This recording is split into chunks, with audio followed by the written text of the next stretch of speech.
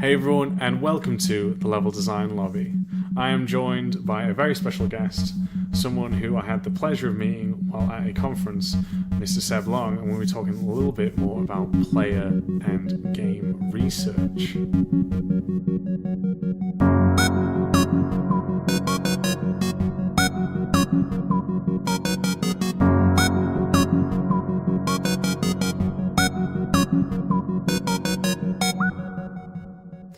Hey everyone, I hope you're well, playing and or making the games that you love. You're joining me, your host, Max Pears. And this one is an extremely special one, as I've got a guest on the show who I've wanted to get on the show for a while now. Just sadly, our schedules did not align up, but they're here, aligned with the stars now. And that is the fantastic and brilliant and very knowledgeable Mr. Seb Long. How are you doing, sir? I'm so well, thank you. I hope to live up to these huge expectations you're setting for me. It's wonderful for the invitation. Thank you. No worries, mate. It's been, like I said, we've spoke about this for a while. We spoke about it back when we met at 4C, and I just want to, ask you to give a quick introduction so the audience knows like who you are and what is it you kind of do on a brief level. I'll do my best. So my name's Sebastian Long. I'm a director of PlayerResearch, a company based in the United Kingdom, in Brighton and in Montreal. What do? We help provide game development teams with creative confidence through player data.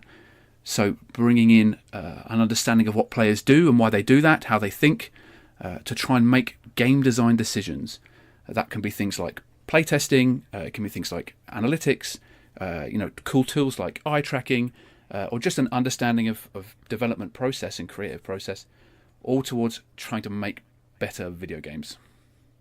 That is awesome, and I think that's a really important thing about, as saying, helping to make better video game, because now that the industry is growing, I think research is one of the most important things and definitely an element of game development that is growing much, much more. So how did you get into this field then, mate? So I studied at university a topic called interaction design. It's an academic topic. It's the exploration of humans and how they interact with technology. Not just games, all sorts of technology. So dishwashers and laptops and phones, anything with a computer chip in it or a screen, has to be designed by someone that understands people and how they work and live. So that was my background. I did 3 years at that. I chose my university, actually, though, based on the work they were doing in video games.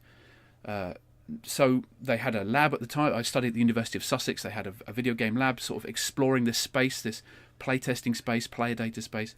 And as soon as I sort of put these two loves together, the idea of designing interactions for people and bringing people into the design process, and video games, as soon as I kind of mushed those two worlds together and realised that was the thing, it was just inevitable. That was my career goal. That was my trajectory. And I've met some wonderful, wonderful people along the way who've helped essentially, build a company to do this called PlayerResearch, founded in 2012. A love of people, a love of video games, a love of the creative process, and how to do that in a rational way through academia and now into the games industry. That's fantastic, mate. And I guess then, going for again in the beginning of your life stages, was there a game, I guess, that spoke out to you that made you want to go into this field, or should I say, pursue a career in the games industry? Oh, interesting. So I don't know. I hear a lot of people talk about similar stories. That actually, I never really considered games as a thing that people made. My interactions with them as a child was just the same as many others. Just this wonder and joy and getting up early before school to play games that were absolutely this wonderful world. And I guess I just never had that realization growing up that someone made this thing and you could do that too. And as I say, it really took me till starting my undergraduate and sort of having conversations with people working in the games industry at that point, or working with it, that I had this, as I say, realization that, this is a thing. People make this stuff. Someone has to think about this. I could talk about the formative games of my youth, like the games that I love, Metal Gear and Crash Team Racing, and lots of lovely games. But if I were to talk about the games that inspired me to have subsequently inspired me to take on this career, it's actually not great games. Actually, it's bad games that have inspired me to take on this particular role, because a lot of games really struggle to communicate themselves to players very well. So user research and player research, the company, the data we provide to game development teams helps with things like tutorialization, user interface design, HUDs and controls, and how to give players instructions. And a lot of those things, if they're done badly, can really negatively impact the game experience. And I could feel that, I could see it, I could play it as an individual, and actually it was that kind of the hurt that came from, I wish this could be better, I wish I knew what I was doing, or this tutorial isn't very effective.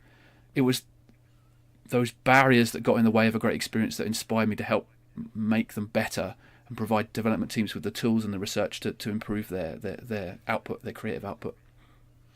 That's really cool and very interesting as well. I'm not going to ask you to name the bad games, because I think, there is a bit of a respect sort of thing with it. But it is, and naming and shaming is a generally a bad idea, I suppose. But we've all played them. We've all played those games. Where we're like, this doesn't feel right, or this doesn't feel like it's a game for me, or I wish I knew what I was doing. We've all had those experiences. I think that will, as consumers and as creators, I don't think those emotions are going to be foreign to people. So, no. I don't even need to name and shame. I could pick almost any product off a shelf and say, there are people that will have a bad experience with this. There are ways that this game could be better. So that's not. Yeah. I was going to say, so with your research, then, as you say, you can see these now.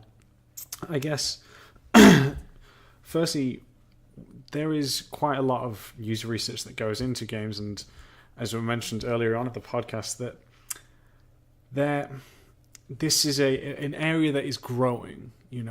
As formerly working at Ubisoft, they have a team of researchers that they work on for all their games now, and I'm seeing it happen a lot more with more and more companies. I'm not saying they're the first. I just know that they were ones that publicized it a little bit more, I think, when it happened. But with you then, because games go through many different stages and are iterated on, as we both know, throughout, what kind of research do you do at the different stages of the project? So say, the concept phase. What would you say that you do to help the team decide which is an idea worth pursuing, or which is an idea that, okay, it's got some things, but you need to change this round here? Like, what is that kind of research like at that stage of development? Gotcha. Great question. So you're absolutely right. This is quite an old discipline. Just talk briefly on the history of it. You're absolutely right. Ubisoft are among the many companies today investing heavily in this. I think they're probably the biggest employer of people like me in the world. They've got tens and tens of teams, of researchers all over the globe, including, I think their biggest is in Montreal, actually. Mm-hmm. In terms of the kind of the pioneers of this discipline, who was there first, as it were, Sony and Microsoft, I think, are up there as being the earliest. And we're talking really in the mid-90s, I think. I'm just really, actually hiring people and building space and giving budget to executing these types of studies. And it really has evolved quite considerably since then. Happy to talk more about that if you'd like. Yeah, please do expand on that. So I'm looking up the chap who's most learned on this topic is a chap called Michael Medlock. He is among the founders of the discipline and has actually done a kind of timeline of this discipline and how it's been used over the years. Interestingly, the idea that one individual person is brought into a team to help improve a product is a very old idea, much older than it is, much older than the games industry. The core of it probably can be dated back to things like the Industrial Revolution, where we need to make machines, capable, fast-moving machines, but that people can use, that don't hurt them. We want to make big industrial looms or what have you. They move quickly. They have the capacity to maim people and are valuable workers. So exploring how humans interact with technology is not a new idea at all, and it goes back to the technology as it was around that time. I'll just briefly going through the Second World War, trying to make fighter planes better, exploring early detection systems, looking at things like radar. More and more technology gets brought in, has to be used by people. It's very important that people can react quickly to that. Again, there's this kind of still these roles around bringing individuals in that are learned about how people would interact with technology and trying to make it better. But of course, late 80s, early 90s, computer revolution, terms like usability start to get formalized, and there's this idea that actually this really should be someone's responsibility. Making a thing that doesn't suck should actually be someone's job in our team. And then of course we're getting into video games. Mid-1990s, Sony and Microsoft, titles like, I think, Crash Bandicoot 2 and Age of Empires 2, I think, both among the games being explored in this way by teams in the first time, and it's really evolved since then. Mid-2000s, looking at the iPhone, lots of challenges there, interaction design challenges with how to make humans want to learn this thing. What is a touchscreen? How do people want to interact with it? And that's really when PlayerResearch started. So those mid to late 2000s, with the advent of the touchscreen and all these crazy challenges that was bringing, that's when this company was started to get involved, and has been growing ever since. That's awesome. That's a great. Oh, I don't know if I did it justice. No, I think it's fantastic. Touch points. It's a very interesting discipline that draws from academia and from all sorts of tech, and from across product design and service design, and now maturing to this thing called user experience or UX. And, it's had several different names over the years. This idea that we should make things that people want to use and love. No, that's fantastic, mate. I think thank you for going into that detail. I think it's always been fascinating to see how it, like I said, where you can retrace the steps even prior to the game industry itself. So I think that's really nice. Thank you very much for going in that, mate. That's much appreciated. Sorry, you've thrown me off. We've gone from fighter planes to, we touched on so much there. Sorry about that. Yeah, no, I think it's fantastic. It just frazzled my brain. So the different stages, I guess, then for development to match the different stages of research. Yes. But I was going to say, actually, before we get into that, jump the question again here. Because I think it's important to ask this, what stage do you believe you as a team, or maybe even an independent small team or solo team, believe that you should bring in someone to help research for this? Is there a certain stage that you believe benefits more, sooner the better, or anything like that, do you think? Yeah, fantastic. So in terms of the bulk of work that's done in PlayerResearch, with the lowercase p and r as a discipline, the bulk of the biggest volume is around just iterating what we have. What do we have today? What do we want?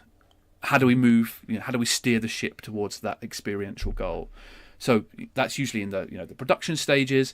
We're iterating over different UIs and that sort of thing. We're improving the game, polishing it up, making sure that the thing that we're focusing on changing today or implementing today is the thing that's going to matter most to the player. So by volume, that's the most work that's done.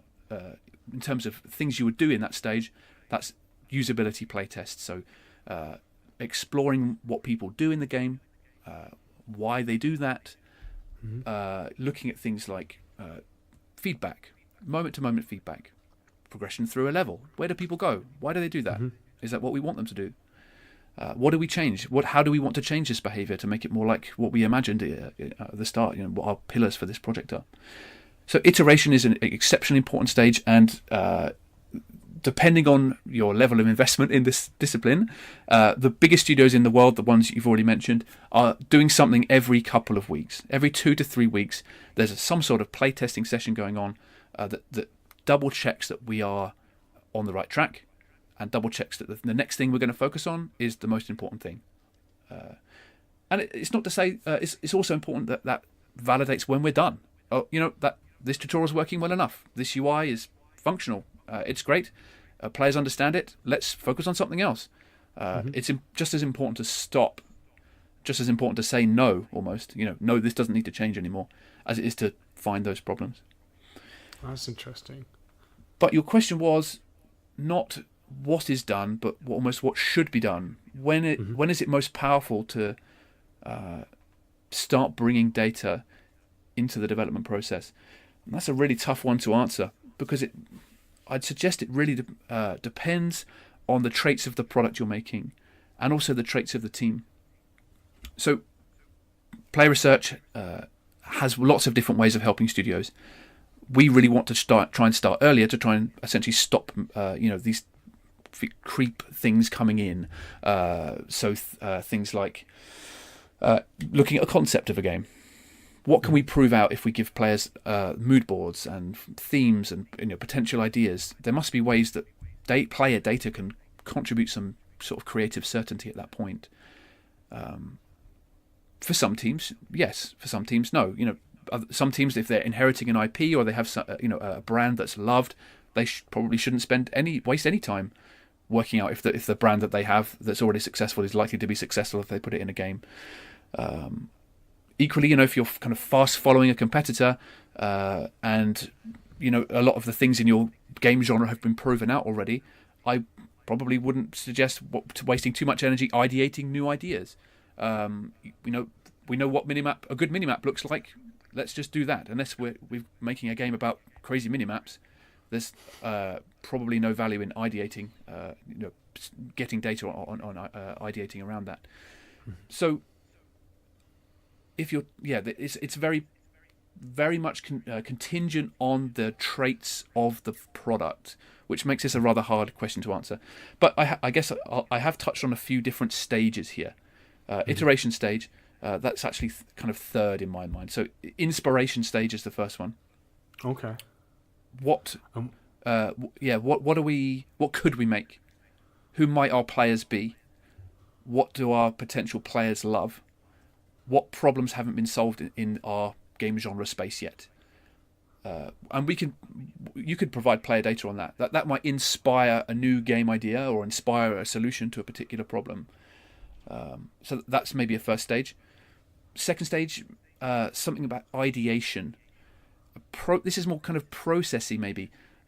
Processes to help see if your ideas are better, or see if your ideas have a potential to be to find a new market, or find a market at all, or compete for brain space with your potential players.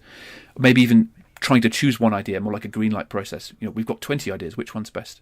So some sort of ideation stage. Then iteration. So we've chosen what to make. Let's make it great, and just continue to find some continuous improvement over time. And then the fourth stage, polishing or tweaking. So we're very, very close to shipping now. We're very, very close. We just want to make sure that we're changing the things that need to be changed, making sure we put out all the fires.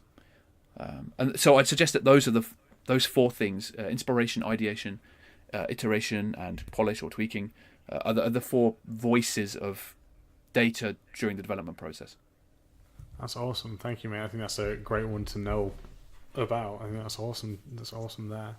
I want to touch on something you just said a little bit earlier, and that was knowing when to stop. And I think that's sometimes a tough thing when working on a game. And I was wondering, so how do you guys, for you, believe? When do you believe? I mean, maybe backed up by data or a feeling, the reason to say maybe stop on a certain thing, such as maybe UI or a tutorial. Yeah, sure. When do you believe it's that time? So I want to be really clear about the motivations of research in general is to support the decisions that the team have to make. So in this instance, in this scenario, as I understand it from what you described, it's important to recognize what success looks like for the thing you're making, I'd say. So how will we recognize when to stop designing this thing? How will we recognize what a good solution looks like? And let's be clear, that's completely different for every individual working in game development. Every individual person working on their individual craft has a kind of success criteria in their mind for the thing they're making today. Whether that's the player saw this icon and understood what it meant, or the player heard this feedback I'm designing and recognized what that they have to do now, or level design. The player strolled down this corridor and I want them to realize that there's a fork in the path. you have this mental model of what you want the player experience to be. And actually, player research is designed to help you realize if that has manifested. So, Okay. do players recognize that icon? Do they read the whole EULA before scrolling to the bottom? Do they, read this tutorial prompt and understand how your game works? You've got objectives for almost every individual piece of a game as it comes together, has an objective. And then as a whole, we have an experiential objective to, I want players to feel the sadness for the lost loved one in the game, or whatever the conceit happens to be. So my role in this conversation is usually not saying, well, you're done now, but it's actually trying to formalize what done looks like or sounds like. Or and that's usually manifested in three ways. What does the player have to do, as in with their body somehow, they have to input they put, or the way the input they put into the game, their behavior. What do they have to think? So cognitively, what has to go on in the player's brain if this thing is successful? Do they have to understand something? Do they have to know something? Do they have to recognize something? So cognition. And lastly, the weird one, which is affect, emotion. What does success look like in terms of the player's emotions? Now that's the woollier one. That's the harder one. Yeah. But there is nonetheless. There is success to be defined by one or all of those three things. What do they have to do if I've succeeded? What do they have to think? What do they have to feel? And my role in this would be trying to help define that with the team, and then test it to see if it's true. And if we think we can define success and we can get it, then yeah, that's great. That's an experiential success, and we should probably move on to solving a different challenge now. And of course, that continues over the whole course of development, is finding these challenges. That's awesome, and I think that's such a cool and fascinating thing for me personally. I think that's a really interesting, again, just like saying, trying to take this. And I was going to ask you then, so with these certain tests, for example, like a play test, right? And you already mentioned that the effect, the emotion is one of the woolliest. And I've read a couple of books that you've recommended, and we spoke a little bit. And it was the one by why am I forgetting the name? I'm going to feel really embarrassed by this. Celia Hoden wrote it. It was A Gamer's Brain. Yep. Thank you, sir. She mentions in the book briefly on the fact that sometimes players do feel joy, but they don't always show it on the expression, And I was wondering, how do you gather, for example, maybe data? Say I want a player to react, let's say, for example, with joy on this moment, but sometimes they don't smile, but they do write down that they feel joy. Does that help in terms of answering, or do you still look at facial expressions? How do you figure that out? Yeah. I'm curious. Fantastic question, and really poignant. I mean, this is the topic essentially among our discipline. Is we can see players' behaviour in the game. We can see what they're doing with their hands. We can even track their eyes to see what they're looking at in every moment. We can get really close to what players are doing. And we can test what they're thinking. That second point. We can ask them to explain something to us.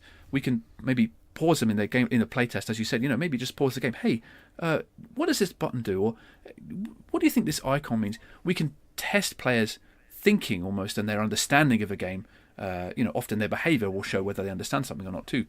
But as soon as you start talking about emotions, things get tough, and there have been many attempts and successes in trying to measure directly from players' bodies their emotions by something called biometrics, which measuring the body, and that's a massive area of interest of study, of course, because we'd really like to just bypass the player entirely if we could.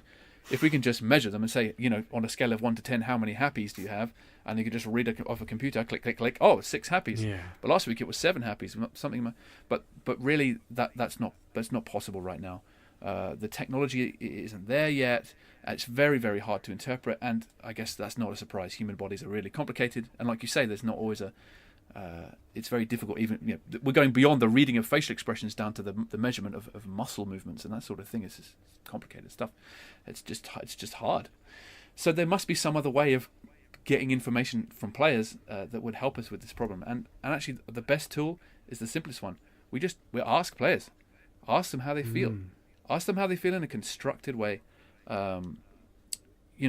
if you can construct an excellent survey, and you can run an excellent interview with a player, and you can run rigorous research, marry that with what they did in the game, marry that with what they are proven to understand in the game. It's actually what would be, I guess, called mixed methods. Using lots of different measurement techniques and kind of trying to bring a cohesive picture of their experience together from lots of different measurements. Now there are. I feel like I'm dodging the question, but it is very important to ask players how they feel, and to try and understand if your experiential intent is really happening in players. Do you feel joy? Tell me about this character's motivations? Do you empathise with them? And it's exceptionally important to do that, and we run lots of research that does that. But if we're looking at actually barriers to players enjoying a game, as in reasons they wouldn't enjoy it, or reasons why they won't have the experience that you want, emotional experience. Often it's not. Often actually the emotion itself isn't the problem. There are other barriers in the way. There are those behavioural and understanding and cognitive barriers, many more of those to overcome. It's actually getting players to do the right thing in the game and understand how the game works, how they can impact the world, feedback from the world.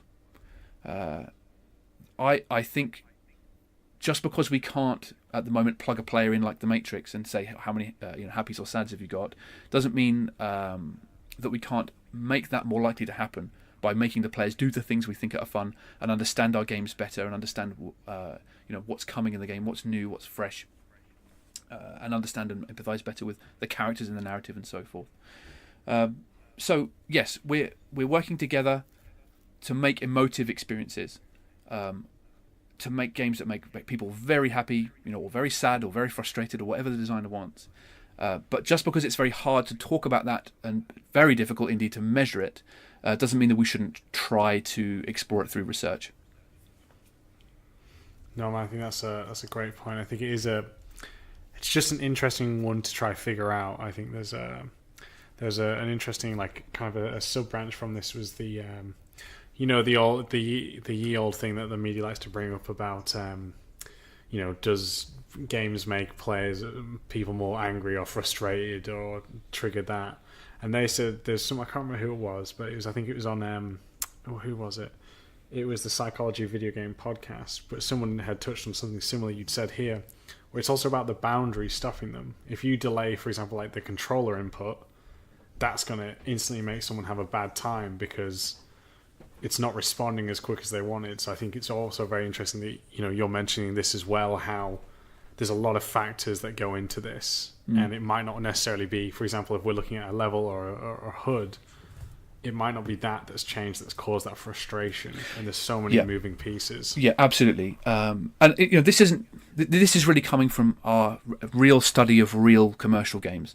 That when we talk to designers about their experiential intent for the game and what they want players to do and what they think is fun, we understand their vision. This is coming from real player data, that when you take a member of the general public and put them down in front of a video game and watch them play and talk to them about their player experience, the reasons that they're not having the experience that the designer intends is often not because the game design is bad, in inverted commas. It's not a bad design problem. It's actually there are barriers, as you say, towards getting the players to understand something, to get it to respond to their input in the way that they expected, to clarify how the game works in the player's mind. Those behavioural and kind of cognitive problems, just getting the player to understand how the game works. Those are the barriers. They're actually kind of low-hanging fruit because they're quite easily solved if you understand those problems. So this is where playtesting comes in. The process of bringing someone from the general public and putting them down in front of a game and just seeing if the game kind of clarifies to that player, that's a playtest in its purest form. Comparing our design, the thing that we want to happen, versus the thing that's actually happening to players. And so, this is where the discipline of playtesting, or the act of playtesting, has come from, is that trying to test those assumptions we have about what we think players will do, and in actuality, finding reasons that they won't do that, and finding those barriers to enjoyment. I guess that's how we refer to those. Barriers to fun. that get in the player's way of actually having the experience we intend. That's really cool, man. I really like that. And I guess I want to ask, and I don't. As I said, every game is different, so maybe there isn't a global kind of thing. But you were saying there that these low hanging fruits in terms of just simple usability, or maybe just simple ways the player, like the barriers of entry. Is there, do you think, like one tip that you could give to help just say this is something, if you're going to try, maybe keep this in mind? It's tough to boil this down to one tip, isn't it? Yeah. I don't want you to give all your secrets away, because I don't no, want on you the to put contrary, you out of business. I'll give them all away. I don't think there should be any secrets at all. I guess that's why we started this company up. Is that I'd much rather everybody knew everything and was kind of empowered to make amazing games with data. I mean, all of this really boils down to recognition of the idea that the game that's in our heads when we're making it as developers, when we close our eyes and imagine a player playing through and experiencing this thing that we've built, it is true that when real players play in their own homes, their experience will be different to that. And we need to find ways to find what those differences are as early as possible so that we can address them. You could call those assumptions. We have assumptions about how players will play, and they're not true, because when real players play, they don't have that experience. So finding ways to recognizing first that those assumptions exist, that you're not your player sometimes, and that they're different to you, and that there are ways to address them, rationally, pragmatically, and actually quite early in development if you really want to try. So, pro tips then: get playtest on your grey boxes. Get your prototypes in front of players. You don't need them to say. You don't need that validation for players to say, "Hey, I definitely buy this." You're not going to get that, but you might get some great data on whether or not they understand it, or whether or not they're interacting with it in the way you expected. And those are real easy things to change and fix if you start early. If, like so many companies do, that speak to us, you wait until a month or 2 months or whatever before the game's going out the door, or it needs to hit some sort of grand milestone. Addressing those assumptions, finding the assumptions is easy at that point because you can playtest, but addressing them is really tough. The tip is, I guess, try and build a culture inside the studio that recognizes those assumptions exist, and if you can, try and just bring together a process to try and find them. It can be really small. It can be just bringing in 5 players every couple of weeks to play through the game, play through the build. But over time, you'll build a trust in that data, and hopefully catch some of those assumptions before they're cooked so deeply into the design that they can't be changed. Okay, that's awesome, man. That's really, really amazing. We're going on a bit of time here, so I just wanted to ask you a couple questions about the company and now your position and your role in the company, mate, because you've given some amazing information on player research. Honestly, I've been sat on the edge of my seat listening to this because this is just fascinating even for me. And I'm just curious then, so how did you come about with what you're doing, and then how has it been to kind of grow this into where you are now? Yeah, interesting. So, sure. So PlayerResearch was founded in 2012 by myself and a colleague. He was actually my lecturer at university. I mentioned I'd made that choice to choose my university based on the work they were doing in video games. And in 2012, we spun out the company to full-time do this work for video game studios, run playtests, run little eye tracking studies, consult with studios, run our own analyses on games to help with these issues, these UI and tutorialization and understanding issues and so forth. It started off very small, the two of us, and we've been very lucky and worked very hard to grow the company as organically, but according to demand. And roughly speaking, we've hired someone every 6 months subsequently. Wow. Which is absolutely great. Very, very proud. 2 and a bit years ago, PlayerResearch was acquired by Keyword Studios, They are essentially a group of lots of boutique companies making things for games. They do service providers, so they do localization, QA, game trailers, analytics, lots of cool stuff around games. They don't make games themselves, but they do all the things around it. And subsequent to that, it's been absolutely growth like a rocket. Within 12 or 14 months after acquisition, I led the company to double in size. We've got a lab in Montreal now in Canada with a fantastic team. They've essentially the same capacity as we have in Brighton. So an effective doubling. And it's been great. And now I'm director of the company, so leading our growth and our training and our teams, and also the client interactions with the business. So I'm out meeting wonderful people like you and wonderful leaders inside game studios, talking to them about player data, talking to them about the ways that they can use information from players and run playtests to give their teams creative confidence. And it's a great privilege, and I absolutely love it. That's awesome. I think so. It's an amazing thing to see. So congratulations, man. Honestly, it's fantastic. It really is. Okay, I've got two final questions before we wrap everything up then, mate. The first one's going to be a more professional question, which is, do you have any recommendations, say 2 to 3 recommendations on maybe books or on articles that you can recommend for people to check out if they want to know kind of more on this subject, if you will? Yeah, of course. So one of them you already mentioned is the fascinating book A Gamer's Brain by Celia Hodent. Celia is former Epic Games, LucasArts and Ubisoft, I think. She's a neuroscientist working in the game development space. So interested in how players' brains and the traits of the human brain intersects with game design. So her book is a great primer on the nuances of the human brain, human perception, human memory, and how just ways in which it behaves in strange ways, and because actually understanding that gives you almost I'm going to use the word manipulate, maybe it has some negative at times, but game design is almost manipulating players' emotions deliberately to try and find fun. I think it's a fascinating book, and it's a fascinating topic on how the human brain works and how game design can affect that. But it also has lessons in there about the limitations of the human brain. I mean, things about learning, things about memory, about perception, how we perceive things, how our eyes are limited in some ways.